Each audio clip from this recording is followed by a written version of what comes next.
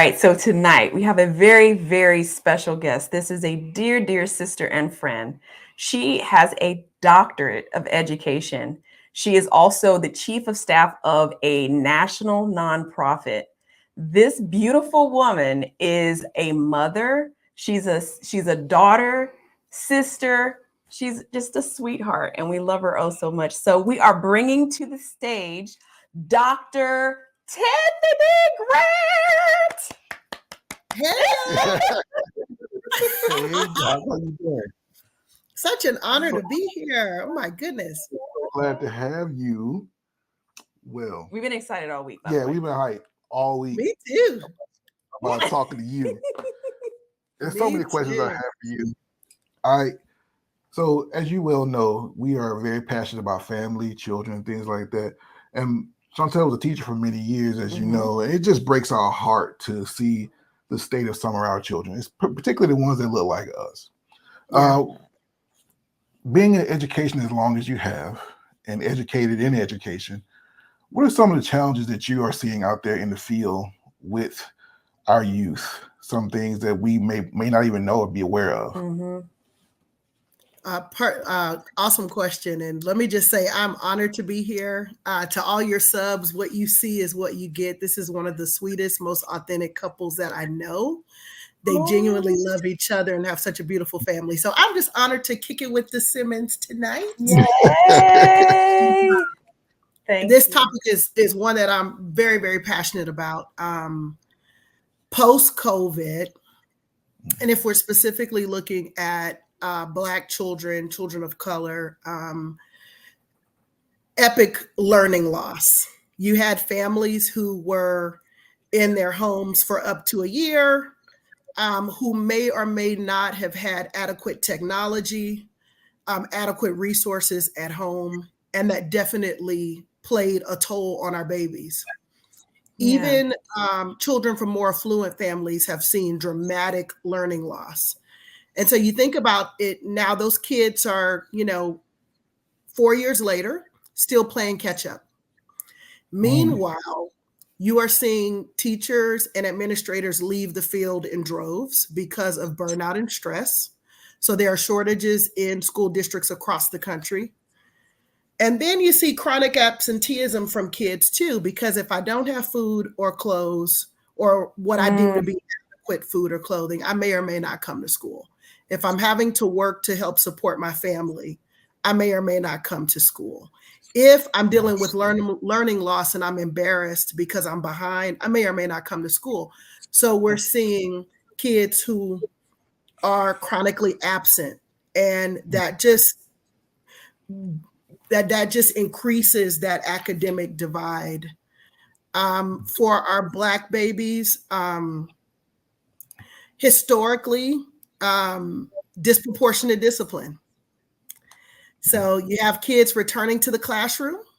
I always think about the fact that you think about during COVID, you had a child in kinder who didn't have that natural progression to first grade. You had that child in fifth grade that didn't have that natural progression to middle school.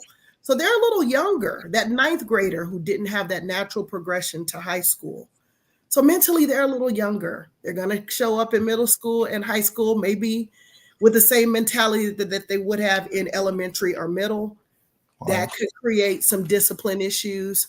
Absolutely. Our babies are already historically marred by disproportionate discipline. Black boys dating back to the 70s. Oh, yeah.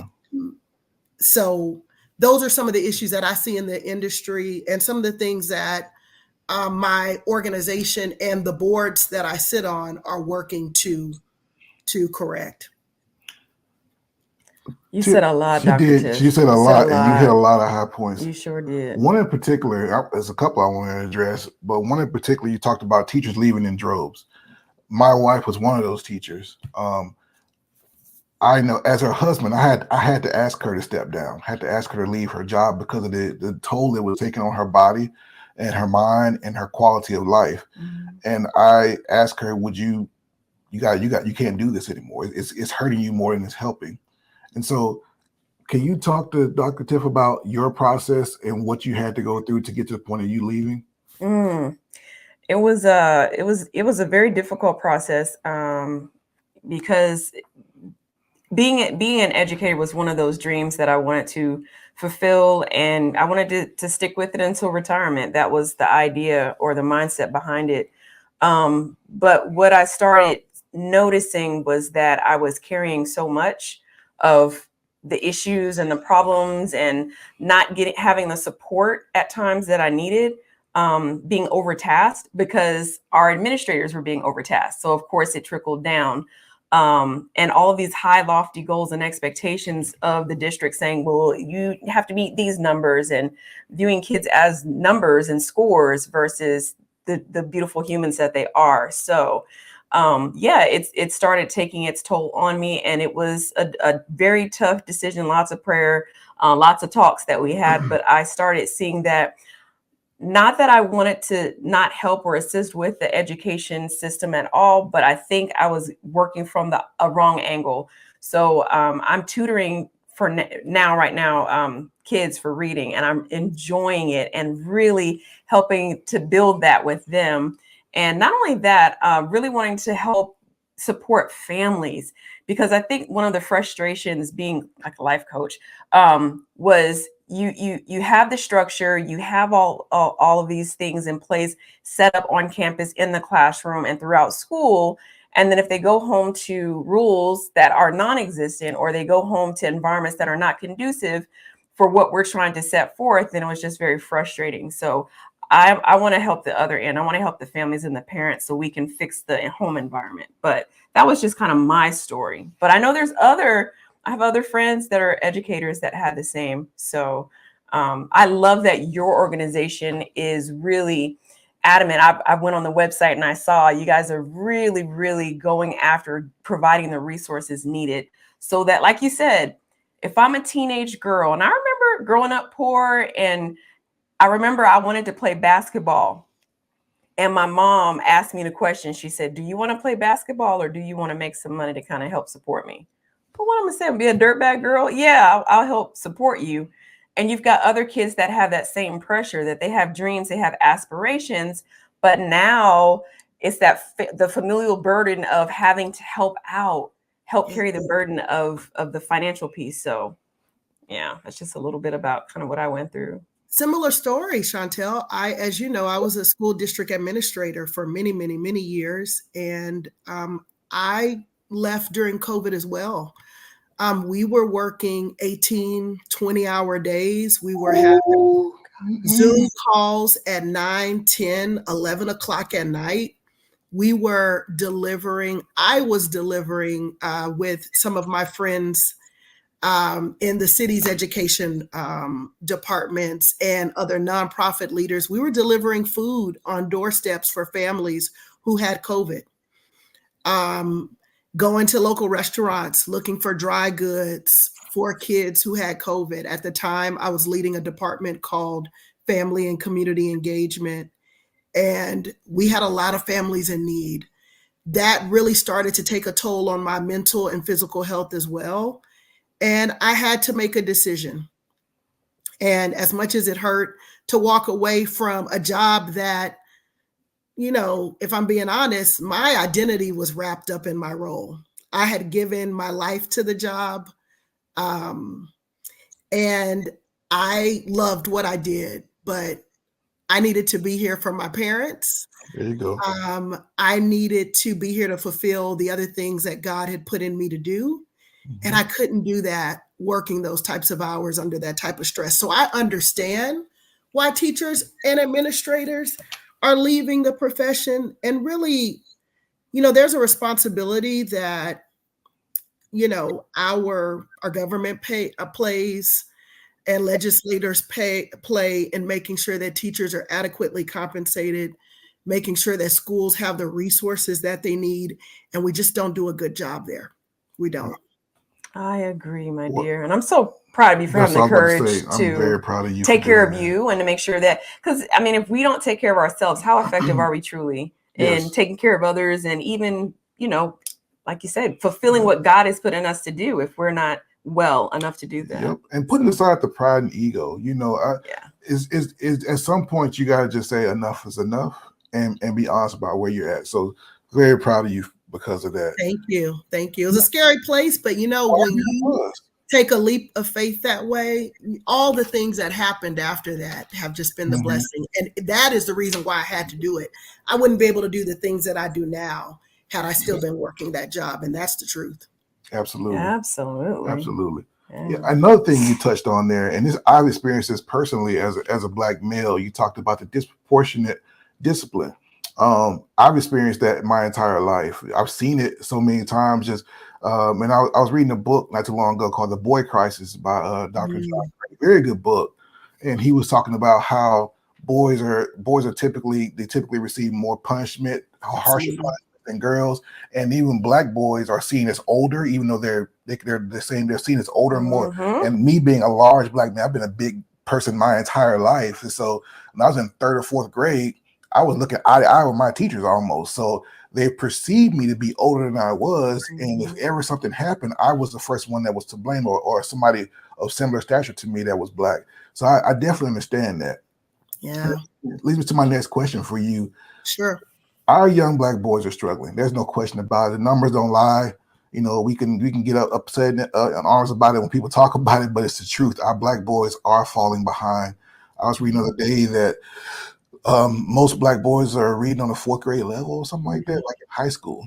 What do you think some of the factors are behind that? I have my own theory, but I would love to hear yours.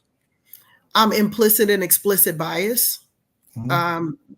A lot of times in school districts, if you look at the demographics of the educators that are serving kids, a lot of times they don't look like the communities that they're serving. And so there is a cultural knowledge gap. And so there are a lot of assumptions made about Black boys. Yes. Educational systems are not always conducive to different ways of learning. And so they may misinterpret high energy as disruption. Yep. When it could be that child's just way of being creative and learning. The best schools in the country are creating environments where kids can sit on bouncy balls or play with objects while they're learning, because they understand that that's how, you know, children learn. If you go to a conference as an adult, you'll see they put little widgets all around the tables to keep us busy. That's because that innately is how people kind of pay attention and learn. So for them to mischaracterize that at the elementary, middle, and high school levels is an injustice for our boys. The other thing that you said, you touched on it, was the adulterization of Black boys. Taller, stronger, so a perceived threat. Yes. And 9 times out of 10, 2 boys get in a fight, one is Black, the other is not. The Black child is going to be disciplined 4 times that of their classmate. And the alarming rate, so that's been studied dating back to the 60s and 70s. My dissertation, shameless plug here. Let's go. Read the title, The Deliberate Dimming of Black Girl Magic, a study on the possible impact of race and gender on the educational experience of Black girls in a large urban school district in Texas. I studied a school district. I won't say which one, but Black girls were on the rise in disproportionate numbers. And as I peeled back the onion and looked at the national data, Black girls are being treated the same way. Why? Because they're being adulterized. They look older. They may be more shapely. They may come from a household where they can authentically be themselves, show up at school in that way, and be characterized as loud and disruptive. And so their brilliance is dimmed because they're treated like adults as opposed to young girls. And so our babies have always experienced that. And Black girls have always experienced that. The reason I chose this topic is because I was that girl. I was over-disciplined in elementary and in private school.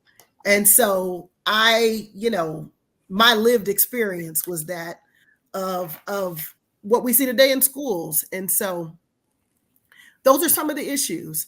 And the lack of I said cultural awareness, but we really, in our country, there is a fear when you talk about diversity, when you talk about equity, and when you look at that data, the reason that that data is important is because if teachers and administrators are looking at it, it's shining a light and putting a mirror in their faces so that they see that you may have a school that has 10% Black students, but they're 50% of your discipline referrals.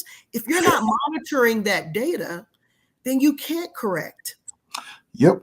And you can't provide, you won't know to provide teachers and administrators and school district personnel. You won't be able to equip them with the tools to figure out how to improve that. And so all of that translates, because as you make assumptions about kids, you adulterize them, you over-discipline them, you're pulling a child out of class. Of course, their reading level is going to be low. Yep. Because little Johnny and little Bobby can't move without, being sent to the office. That's a disruption in their day. Mm-hmm. And so all of that has a ripple effect. And unfortunately, our kids are harmed at alarming rates as compared to their colleagues and their classmates. And that's something that has to be addressed and it has to be discussed. And as you well know, I'm a proponent of everything leads back to the home. We have to also in the home create environments for our children, for them to be conducive for them to learn, first of all, even to send them into that environment. Then they go in and they get told that they're wrong or something's not right. I was watching a video not too long, did a study, and these teachers were brought in the room, and you've probably seen this, and they were students at the table, and they said, which child is misbehaving? Yeah. None of the children were misbehaving, but I think it was like at an 80-something% rate, they chose the young Black kid. I think it was a little boy in the study, but they picked the minority child that was misbehaving, but none of the children were actually misbehaving. So that's that, like you said, that implicit bias that is inherent in a lot of people, and people want to act like that's not real, but really it is. Absolutely, it is. Oh yeah, and I refuse to believe that we're inherently more violent, inherently more apt to commit crime. That's just not true. There's a lot of factors that factor into it, but I'm a firm believer, and we've talked, my wife and I, we control what we control. And we've raised 3 children, and we are so proud to say we've never had to go to a school. I've never had to go up there because my child was acting crazy. I've never had to sit down with a parent teacher and say, oh, she's like, oh, your child's out of control. I think what we can't control is the home. And I think that's a big part of it. And we have to accept our part in that also, but we can't ignore the other factors either. Absolutely. It's a systemic thing, and we all have a part to play in it. But as parents, I know that we need to do a better job, because I see, by virtue of what I do for a living, I see the other side of children not being disciplined, not understanding what discipline is. I work in a military environment, the most restringent environment on the planet. And you still have people who just can't follow rules, refuse to submit to any kind of authority because they never were taught it. And that's a really big part of it too. What do you think? Oh, go ahead. No. I totally agree. And unfortunately, COVID exacerbated that issue. Mm-hmm. You had children who were at home. They didn't have the same constraints that you have in a classroom environment. And they were, at home during the learning day. Yep. And so we saw a lot of things that were funny on social media with kids misbehaving. Yep. But the reality is that that's impairing that child's future. Mm. And we can say in the educational system, it's not our job to help and support parents. But when teachers and parents work together, that is the best environment that you can surround that child in. Yep. Example, I have a almost 2-year-old, and it's time for potty training. Oh, yeah. But if I don't, I can put the onus on the school, but if I don't do my part at home, we won't be successful. So it's working in tandem with the campus. That's where the magic happens. But one thing that I think that the educational system can do a better job of is educating and empowering parents so that they understand how the school system works and doesn't work for their child, so that they can properly advocate and so that they can properly support their children. And so, amazing parents like you, I'm not surprised that you've never had issues with your babies, because they're amazing. And I got to see that firsthand. But for children who may not have the support that you provide to your kids, it's up to the school system to help provide the wraparound services and the support for children. And I won't say the organization that I work for, but that's what we do. We provide caring adults in the educational environment so that kids have an adult that they can lean on, that they can confide in, and that they can get support from if and when they need it. Something that surprised me when I would go to Chantel's school, and how young these parents were. That's what I was like, because I'm older. I'm an older parent, and I go in there to see my wife, and I'm thinking it's a student. This is a parent, and some of these people are so young because they're having these kids at very young ages. So you talk kinder, so a 5-year-old, so the mom could be 18, 19. My youngest parent was she was 16. Yeah, it's a thing. Yeah. And so when you have somebody that young that has a child, what are some things that they could implement to really give their child a head start? Because they don't know much about life themselves. What are some things they can actually implement to help their child? Oh, that's a good question. So you said Head Start. There are lots of early education programs. And a lot of times when you have young people having children, they may opt to work and leave the baby with Big Mama or an auntie or a relative, as opposed to exploring a pre-K program or finding subsidies so that they can put their children in daycare so that they can get that jump start. Littlest learners, reading. Reading is fundamental. We've heard that term, but it's true.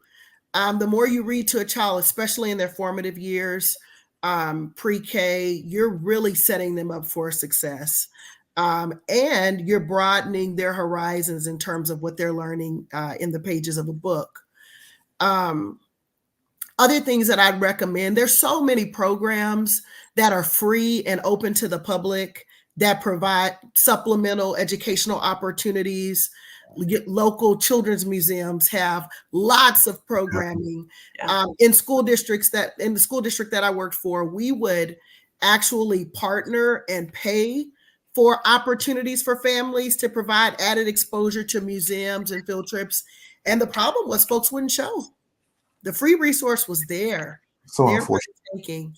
And folks wouldn't show. So really, it's just raising awareness and, acknowledging that this is just the state that we're in. You're going to have young parents who are entering the educational system.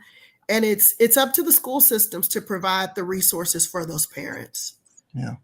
If you really, want to influence the community that schools are located in, they cannot do that by just working within the confines of the walls of a campus. You've got to go outside and provide learning opportunities for families, because I've seen, young single parents with amazing energy towards their kids. They realize, what they did and would have liked to do things differently. And they're determined to ensure that their child has a different path.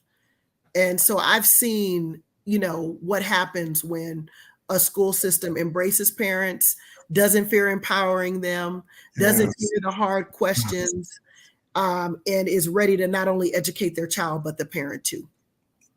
I love that, because it truly does take a village to raise one child. Absolutely. It really does. It's a collaborative effort. And I remember bringing the idea up to a couple of districts that I worked for, that we needed to have parenting classes for our parents that literally need the assistance and the help. And then even adult literacy classes, because as a kindergarten teacher, you're assigning reading. Okay, make sure so-and-so reads.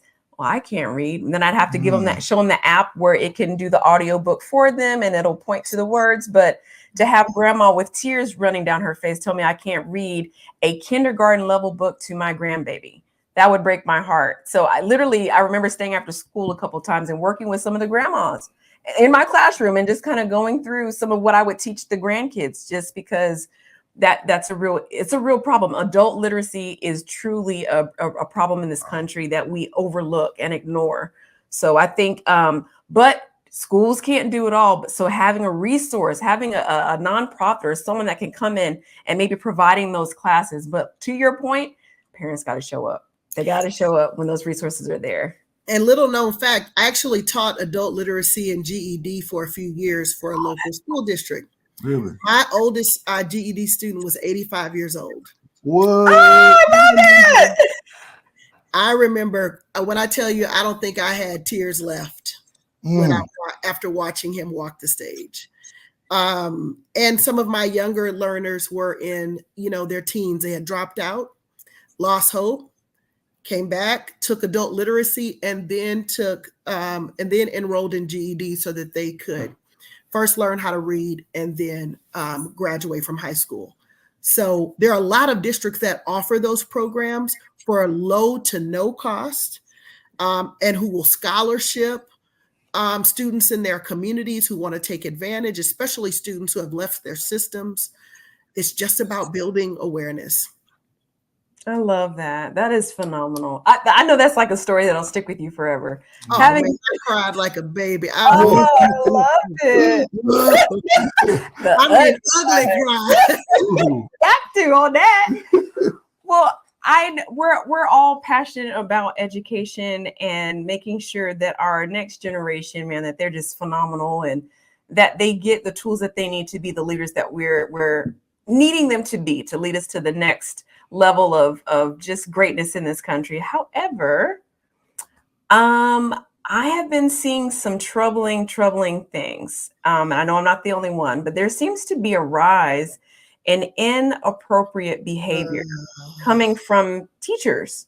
And it's being filmed, whether it's a male teacher getting his hair braided by his female students, or whether it's and this one really shook me. It was a female teacher, and she was exposing her body parts, and you could see the classroom setup, and it looked like one of my little kindergarten classrooms. They looked like it was a small child's classroom, and she's filming this from the classroom, or other inappropriate relationships, texting and having inappropriate relationships with children. And the mama heart in me and the teacher heart in me, all of that is breaking. And I'm like, what is going on? So we would love to hear what the heck is going on, Dr. Tiff? What's happening?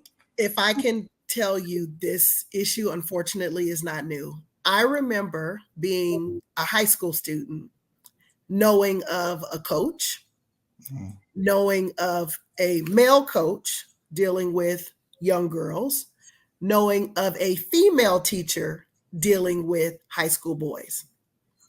And so fast forward, I go to work for my district.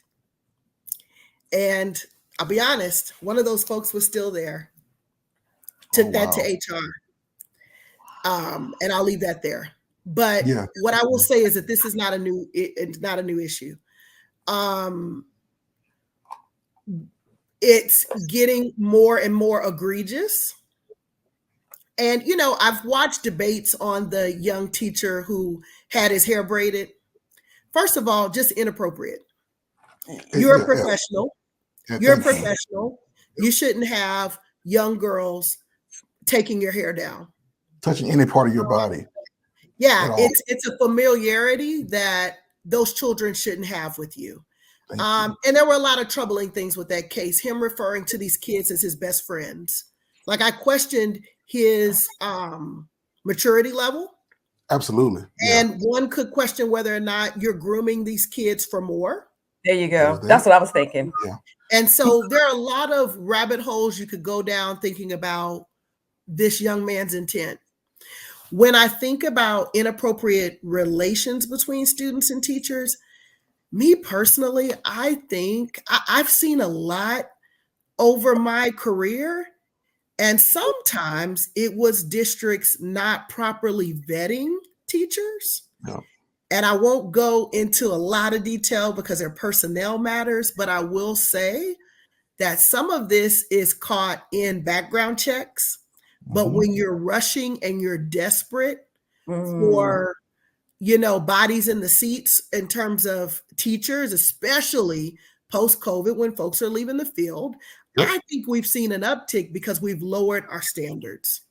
Amen. That's what I was going to get to right there. The teacher shortage. There you go. I think we've lowered our standards. I think we're letting anybody teach kids. Long gone are the days where you had to do a full lesson plan in your interview. You had to do a teaching simulation. Can you breathe?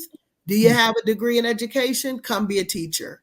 Yeah. And so you're putting anybody, any and everybody in front of kids. And the sick reality is that some folks went into the field knowing what their intentions were, knowing that they had a problem, and knowing that access to children was, something that they wanted. And so we've got to tighten the reins on who we put in front of our babies, and we've got to deal with discipline infractions swiftly. That young man was let go from his district, I believe. I think that was an appropriate action. Mm-hmm. There are teachers who have had inappropriate relationships and they've been moved to different campuses, or they haven't had their teacher certification stripped. So you move to a different state and you're able to teach. There you go. And so it's about those internal controls, because we've got to protect our students. Kids are vulnerable. Young kids may be attracted to younger teachers. Of course. And you get the teacher who's grooming and understands what that looks like and is building trust with ill intent. Then you have stories all over CNN and national news about inappropriate relationships. But sadly, they're not new, but there's a fix. It's whether or not districts are willing to take those extra steps. Tiff, I followed that story pretty closely just because of the space I'm in. I mentor a lot of young men and have over the years a lot. I watched a follow-up video he did, and it was clear to me as a husband, as a father, as an older man who's been around a lot of men, that young man has arrested development. He has some kind of trauma. Yeah. He really didn't understand what the problem was. And so typically what you'll run into with a young man like that, he probably was more than likely raised around a bunch of women. He more than likely did not have a strong masculine figure in his life. And there's probably some trauma on top of it, because there's no way at 46 years old, I'm going to have a little girl touching me anywhere. It's not even in my realm of it. I wouldn't even have any woman outside of my wife touching me in any other way than a side hug at church. You know how we do. Look, as much as I love you, Tiff, we hugged several times. And what we always do? Respect, you understand as a man how to move through this world when you're taught correctly. And a lot of these young men just have not been taught. Yep. And there is that predatory side to it. The sad part is that young man, I'm not sure if he even had that in him. I think he just was arrested. His development had been arrested, but that's just my outside observation. But either way, it's inappropriate. And there's no way, even in my 20s, I knew better than that. It's just, you just don't do that. But like Dr. Tiff said, I've sat on boards where I'm part of the hiring process. I was like the group team lead. So I would be in the room when it was time to hire a new teacher sometimes. And you can catch so much during that interview process if you just ask some questions. And then when you ask your question, you just sit there and let them open up, and they will tell you. But like you said, when you've got that campus leader saying, well, I was told that I had to have a teacher hired by the end of the week, and she's breathing, she seems nice, and even though that last question she answered was real shady and it's alarming, it's a lot of red flags, Chantel, I want you to keep an eye on her. Oh, you want me to do what? How, pay raise? Oh, you're not doing that. And so, like you said, just to have those cheeks in the seat, so to speak. That's right. So I can have that full roster. I've got all my students. So when the higher ups go, hey, did you get that teacher hired? Are we fully staffed? So, because I'm a jack up your budget if you're not fully staffed. Oh yeah, we're staffed. And then when she walk in with a mini skirt on and all the little boys going, ooh. Like you said, we have to get to a place where we go back to valuing children first. Actually, have we ever really been there? No, because we've seen all kinds of craziness that's been happening even when we were kids. So we have to get to a place where we value children first. And then if we can start doing that, and like you said, collaborate with families, empower them, Let them know you guys are the first teachers. Let's get on board. Let's partner together. Let's build this village so that we can really empower our kids. But we're not. And a lot of systems don't want to do that, because if I give parents too much information, they'll show up at the board meeting, they'll raise Cain, and they'll hold me accountable in ways that I don't want to be held accountable. Yes, ma'am. And that's an injustice to kids and to families, because both should have a voice in the child's education. And in the absence of that voice, you have folks with implicit and explicit bias making decisions for kids. Absolutely. And so, our system, the educational system has been broken for a long time, and it really was never created to serve children of color well. There are pockets, and I know some people will say, well, my school was great, and that's good. Hats off. But if you look at what's happening across the country and what has historically happened to marginalized and minority communities, I beg to differ. Yes, ma'am. Yeah. I agree. I absolutely agree. Well, Tiff, we could talk about education and these children all day long. I know. We want to pivot a little bit, because you are a mom. You are a mom. What has been the biggest challenge or surprise in raising this little bundle of joy? So just to kind of set the stage, I am north of 40, way north. But, leaving, my former job opened up an opportunity for me to have more downtime. And I knew at an early age that I wanted to be a foster parent. Okay. And so I began fostering a little over a year ago, and I now have my second placement. And it is the joy that I didn't know that I needed. My life has literally been flipped upside down, and I'm so grateful to God for it, because he truly has blessed me with just joy. My foster baby is, I'll give a bracket. He's between the ages of 0 and 5, and just fills this house with laughter and love and just joy that I can't articulate. So when you see this smile that almost hurts, it's authentic, because I couldn't be happier. Awesome. That is phenomenal. They do that. Kids do that. Yeah. And it's so funny. Like now our kids are older. And so sometimes this house gets real quiet. It gets real quiet. And sometimes it's cool because it's just me and her, and everybody's out working or doing whatever they're going to do. And it's just me and her. And it's us and our little bad dog. And we look over. I look over and I say, "You ready for this? Yeah. This is the way it's going to be like. It's going to be awfully quiet around here in this big old house that we bought and raised these kids in, but they just bring so much joy to you, and I have thoroughly enjoyed being a father. It is just the best things. I wouldn't trade it for anything. So I'm so glad that you get to experience that, because it is a beautiful thing to raise kids. It truly is. And being a mother is so special. So I'm just so glad that you are experiencing this as well. And there's something so special about fostering a child. I think I have such high regard and respect for foster parents, because you go through so much raising children, period. But to be a foster parent, that's a whole nother level of loving and sometimes, releasing if having to. I know my father and my stepmother fostered a young man, and he's my brother. They were able to adopt him later on, but I think it's so amazing whenever I get a chance to talk to or meet a foster parent. I just think it's amazing. And I'm happy for you, also happy for him also, because he gets you. Yeah, you are top tier in my book. Is what the fella's that? Where y'all at?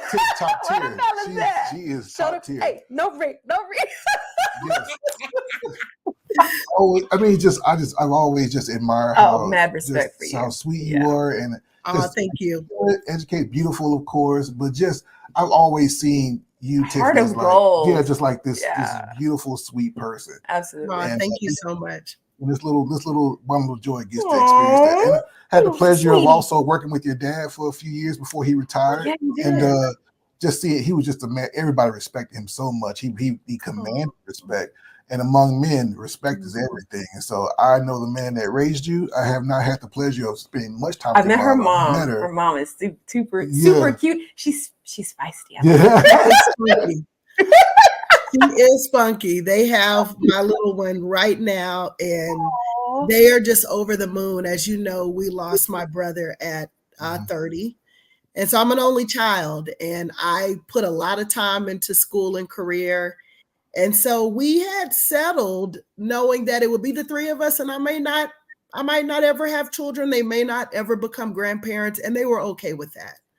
But for this to happen for not only me, but my family, it's amazing. My aunts, my cousins, my friends, everybody has embraced the children that I've brought into my home. And fostering, I watched my aunt foster for many years. My brother worked for a children's home in town. Yep. Oh, wow. So it's just work that's been near and dear. My grandmother took in kids when I was younger. She was a career educator. So I watched her help her students and go above and beyond for them, bringing them home for dinner, letting them stay when they needed to. So that's the family that's the cloth that I'm cut from. And so this is a dream fulfilled. And, fostering is tough because the goal is to ultimately reunite the child with their parent. Yeah. But I look at it in a different way. Like, it's my job to give that baby a soft place to land while their parents work through whatever they're working through. Wow. And, God has allowed me to bring a few children into my home. And I was excited for the families when the children were reunited, because I knew that parent had done the work and deserved to be reunited with their baby. Wow. And so, it's just a nice additional role to carry. And I hope to one day, become an adoptive parent. But until then, I know my role, and I'm happy, walking in it. That's beautiful. That's amazing. And how selfless is that? How selfless is that? I don't know. I don't know if I could do it now. I'm a softie, man. Like, I get attached, man, and I don't know. I don't know if I could do it. I don't know. I get real. What's the word? Territorial. I don't know. Oh, I cried. My first one, she was under 5. I'll say under 5 months old. And oh my gosh, I cried. But her mom, the situation was unfortunate, but her mom loved her baby, and she fought, and she did everything she needed to do. So she, got to reunite with her mom, and it was beautiful to just serve in that capacity, because the reality is that system is broken too. And our children are not served well in the foster system. I have had to deal with trauma, even with young children. And so I've seen it firsthand. Our children aren't served well in that system either. And so to be able to be a bridge and a safe place, because all foster homes aren't safe either. We've heard the horror stories. Mine is. Seen it. It's covered by the blood, and God has given me resource to be able to spoil and go above and beyond for my foster baby. So it's been a blessing. That's awesome. I love it. Well, Tiff, we can't end this now. We can't end this without talking about this book you wrote. The Single Gal's Guide for Shopping for a Great Guy. Oh my goodness. Now, fellas, listen to your uncle now. Listen, this woman right here is top tier. She's awesome. She's awesome, amazing. I watched her from afar, and just I, as a man that's married to a top tier woman, I know, that's right. I know when I see it. I know quality, Hey. and I know garbage when I see it too. Oh my. But I definitely know Dr. Tiffany's top tier. So, what inspired the book, and how did we go about this journey? Because that's pretty cool. So God gives me downloads. So my inspiration can come from lots of different things. Of course, what inspired this book is I was single and ready to mingle. And God gave me this idea to encourage Christian women on how to date. I had done the, singles online dating, and plenty of friends had tried to match me up. And man, I was on the struggle bus when it came to relationships. So I just pulled out my creative pen and I wrote a book that is half poetry. Depending on how you read it, you'll see the flow. Mm-hmm. I'm a poet if you didn't know it. But the other part is biblically based. And so I wrote it to encourage women who were single to not lower their standards, to treat themselves like that locked jewelry in the special case of the store that only one person has a key to not put themselves on discount or sell themselves for cheap, and to realize that God has a plan. Jokingly, at the end of the book, I say, well, if I'm still single by this age, Lord help. Well, that age has come and gone. But when I'm accepting applications, I'm just kidding. I'm really not. No, I'm just kidding. So I wrote the book to just encourage single women to embrace their singleness, to go for their dreams, to write the book, to get the doctorate, to become a foster, and not double, second guess yourself because you're single. I went through a period of time with the fostering process thinking, should I do this as a single woman? And God said, why not? Why not? I've given you everything you need to be able to adequately, above adequately take care of a child. Why not? Why not write the book? Why can't you have the doctorate? Why can't you, leave a job that you've been on for many, many, many years and jump into something different? And I'm telling you, when you step out on faith and act on the things that God puts in your heart, he blows your mind. And so he's blown my mind in all of those areas. And I know he's going to blow my mind in the man that he is going to send to me. So in the meantime, I will patiently wait. There you go. And continue to follow my own advice. I love that. I love that. And I'm gonna tell you why I do love it, because it's genuine. Now, I've been around a long time. I've talked to a lot of people. I have dealt with a lot of women have said something similar to what you said, but they didn't really mean it. Yeah. And they didn't really live it. And men and women, of course. And I think it's amazing because I personally know you, and I know that everything that just came out of your mouth is the absolute truth. And it's from a place of purity, not from pain, not from trauma, not from hurt, not from anger, but a place of purity. And I respect that so much as a man. And I know that if I respect it as a man, there's plenty of men out there that will respect that too. It's not easy. I couldn't imagine. Not at all. Not at all. I mean, I did not enter, I didn't enter adulthood wanting to be single. And as a young person, you're told you go to college, you meet your husband, and you have a family. And unfortunately for me, my journey was different. And I've cried those tears. I wanted to have my own children. Mm-hmm. I wanted to be married and build a life with someone. But God has given me peace about that. And he's filled my heart with so much joy through my work and through what's happening here at home with my own foster baby that I just know that he's going to blow my mind in that area too. So I trust him. Yes. I mean, that's what's required, And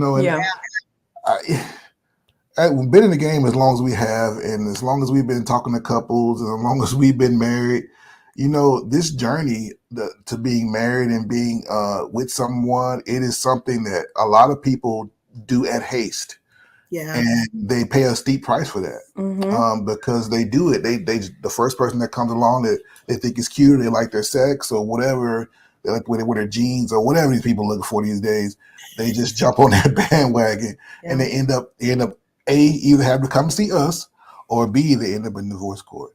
And so I would just encourage you to continue to work on yourself, and if any man can see what I can see, that's a man that would be happy to join forces with you. So I just want to encourage you with that.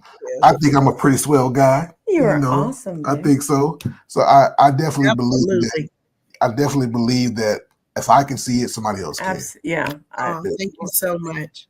Thank you so much. I stopped worrying about it and I turned it over to God, and I just trust him. He has blown. If we could be on here another hour just talking you through what God has done for me, even in the past couple of years, from health challenges to complete healing, from wanting to mother to having just the beautiful opportunity, to increases in income, to property, to all the things. And if God can do all of that in all the areas of my life, I know that he'll do that when in due season.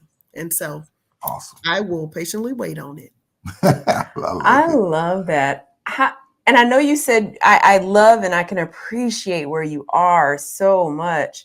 But for some of our viewers that may be watching, how did you get to that place of acceptance? How did you get to that place of peace where you're not feeling like, is there something wrong with me? Is there I'm sure it was a journey for you to get there, but how did Dr. Tiff arrive where you are at this beautiful place of peace and surrender? How did you get there? You know what? I'd be lying if I didn't say that the road wasn't bumpy. I had relationships that I thought would turn into marriage.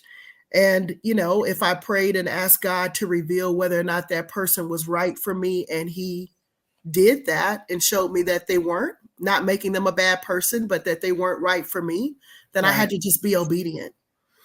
And over time, I realized that, it's the obedience to God that matters to him. And he may have closed that door, but then he'd open something else in a whole other area of my life. And so he just began to show me that, number one, you don't necessarily have to be with somebody to be fulfilled in life. Yep. You don't have to be with somebody to have financial stability. You don't have to be with somebody to travel or have the things that you want to have in terms of material possessions. He started to fill all those voids for me and to open those doors. And so I had to have peace about it. Yeah. And you can't say that you love the Lord and you trust him with your life, but you don't trust him with all facets of it. And I do. And I do. So absolutely. Well, you are inspiration to a lot of people, men and women. I know that you are. And everywhere you go, you just bring that smile and the light everywhere you go. Thank you. But who inspires, or what inspires Dr. Tiff? We're listening. Everything. People laugh, but God really did. He gave me the download for the topic of my dissertation. He gave me the download for the title of my book. I recorded an album back in the early 2000s. He gave me the download for that. So really that inspiration is God-given. But I'm inspired by a lot of things. I was inspired by the Drake versus Kendrick Lamar beef. Like Not Like Us is my jam. So I have written a sermonette around Not Like Us. So I'm inspired by all the things. I'm inspired by what's happening with Diddy. Mm-hmm. And not in a positive way, but what I know to be true is that you can't do dirt forever and expect I'm trying to that not to catch up with you. And this is a prime example of what happens when you think that you're bigger than God. Hello. With his name. And I think about Drake, who calls himself the sixth God. You guys are playing. Mm-hmm. And he publicly shames you. And then what? Yep. Everything you've worked for, you lose. And so I'm inspired by all the things. I keep my ears to the street. I'm the cool auntie who knows some of the lyrics to some of the rap beat songs. You know, There you go. Hilarious. no, but I'm inspired by it so much. I'm inspired by both of you. Like just knowing you and seeing your marriage, I'm inspired that a beautiful, loving union is possible. Absolutely. And so that is even inspiring. But I like to get my coffee, go to a nice coffee shop with my pen and pad, talk to the Lord and just let him give me ideas. And he does it every time. I have books of ideas that have yet to be written, but that will be one day. So yeah, I take my inspiration from a lot of different things. I love it. Beautiful. I love it. We love you. I love Tim. That's cool right there. They're not like us. That- Oh, that's my You gonna make me go listen to it. I was like, hey, let's put it on. Like I've heard parts of it, but I definitely the beef and everything. I kind of got lost in. I was like, okay, I'm too old for this. I definitely got to hear it now. I'm older than you, and I was all up in that thing. I'm like, who said what? You said what? Like, what you gonna say?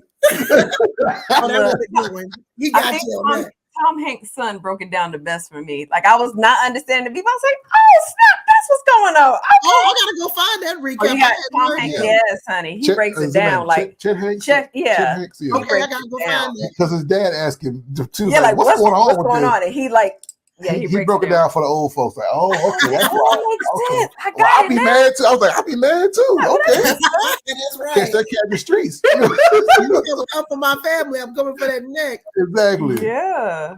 So, where can these people get your book? Yeah. Ooh.